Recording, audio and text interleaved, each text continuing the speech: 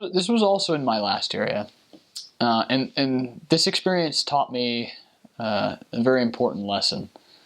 So, I had struggled to have success before I came to this last area. I was in my previous area. We didn't have much success. As hard as we worked, we just tried to find people, and I really realized that a lot of times the people that we think are going to go through, sometimes those things fall through. But then out of nowhere, the Lord provides somebody that's already prepared and, ready to go pretty much.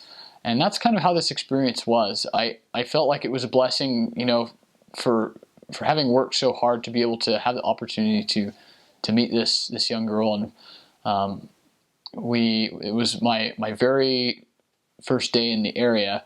We actually went to teach this girl that had been to church once. And when we got there, she had been going to FHE for a couple weeks, and she actually wanted to sing a hymn, which was pretty surprising to me, because usually, and most of the time, I didn't usually do hymns in lessons, although sometimes we would. But it was a very odd request, not coming from us, but from her. And so we were able to teach her, and she, she soaked everything up like a sponge, and she loved it, and she recognized the church for what it was. And it was really hard because her family pretty much disowned her for having joined the church.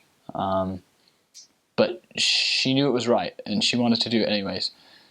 And it showed me the lesson that no matter how bleak some things can seem, you're working so hard and everything can fall through, that it never ceases to amaze me how fast the Lord can turn things around.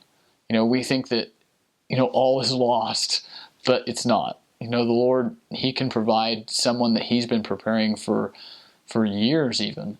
And it was a really cool experience to meet this girl, and I'm still in contact with her and her husband. They're some of my, best friends. They got sealed in the temple a year later after she was baptized, and they have a couple kids now, and they're have a fantastic, wonderful little family.